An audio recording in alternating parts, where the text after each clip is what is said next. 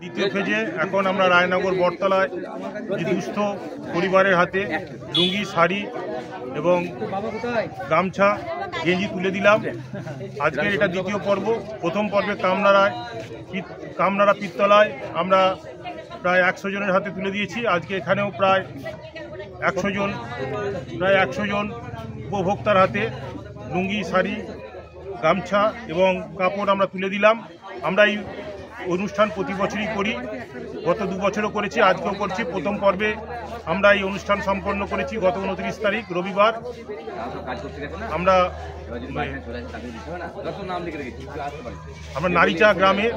নারীচার পাশাপাশি 2টো গ্রামে আমরা সম্পন্ন করেছি। আজকে দ্বিতীয় পর্বে আমরা এখানে এই মহালয়ের প্রাক্কালে আমরা দ্বিতীয় পর্বে দুস্থ পরিবারের হাতে তুলে দিয়ে আমরা নিজেদের ধন্য বলে মনে করছি। পুজোয় সবাই হাসি খুশিতে থাকুন, আনন্দ সবাই আমরা ভাগ করে নিই। সবিজের অভিযানের পক্ষ থেকে আজকে আমাদের এই বার্তা।